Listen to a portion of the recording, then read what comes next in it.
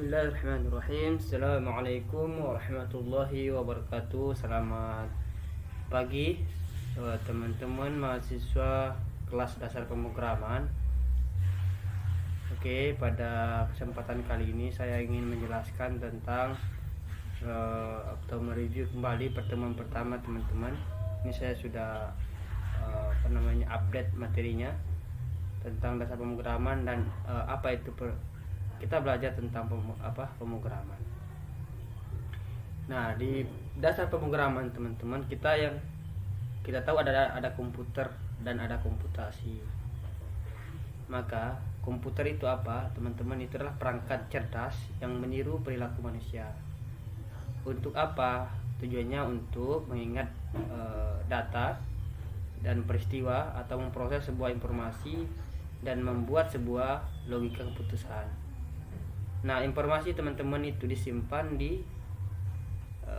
kemudian disimpan di memori dan juga dipanggil ya kembali, dimanipulasi dan digabungkan dalam sirkuit teman-teman untuk mencapai efek yang diinginkan.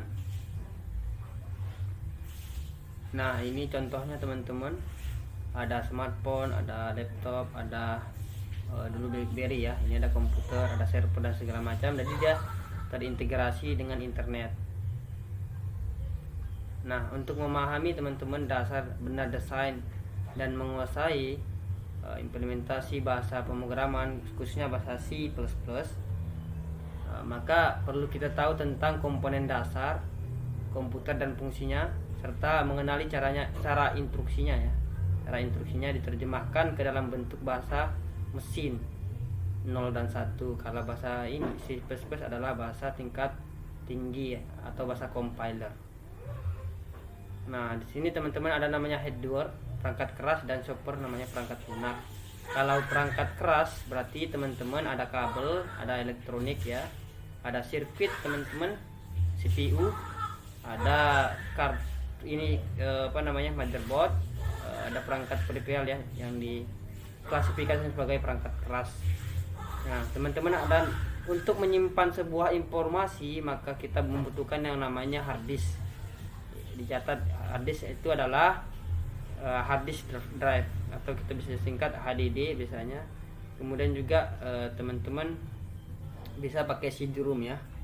CD-ROM itu apa? Compact disk ya, only memory teman-teman. Read only memory. Jadi dia kayak kaset teman-teman biasanya dipakai ya. Nah, kemudian ada namanya cakram, serbaguna digital DVD. Jadi orang dulu teman-teman, kita ingat dulu flashback dulu kan pakai CD ya, sebuah kaset lah bahasanya gitu. Itu untuk memutar sebuah informasi atau data. Nah, ini contohnya teman-teman, ada hardware gini ya, perangkat keras, ini hard disk, ini CD dulu ya, tempat CD pemutar. Ini ada server, ini ada monitor, ada mouse, ada ini LAN card namanya, ada keyboard, ada printer gitu. Intinya dia kelihatan fisiknya gitu. Ini kabel PGA dan seterusnya. Nah, kalau software teman-teman bisa kita pakai kayak misalnya ada Mozilla browser ya teman-teman ya, ada Google Chrome, kemudian juga ada aplikasi kayak Facebook. Ini ada sistem operasi, ada Android teman-teman, ada kalkulator ya, ada PPT untuk buat slide dan segala macamnya, Docs untuk dokumen, PDF untuk membaca dokumen, ada SLS untuk menghitung ya, kayak Excel gitu.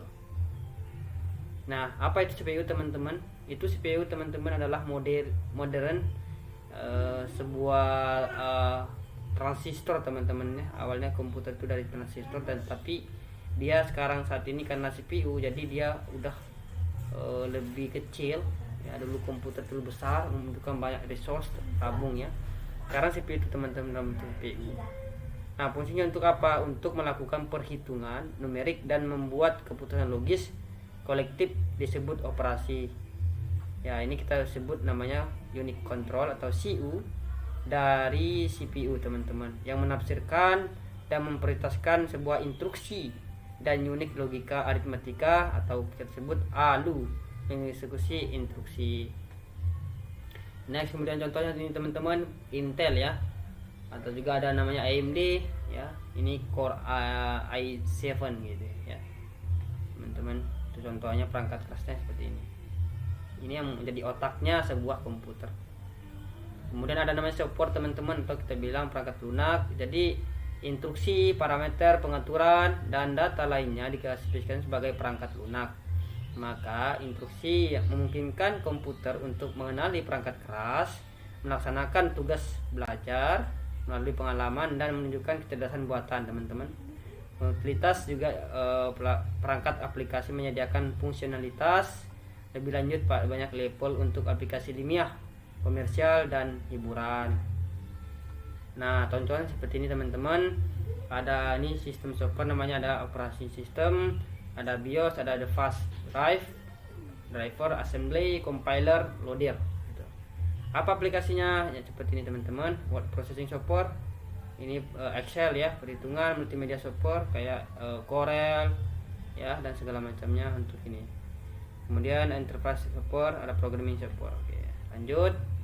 Ada the operation system. Nah, teman-teman, ini adalah bagian terpenting dari perangkat lunak adalah sistem operasi.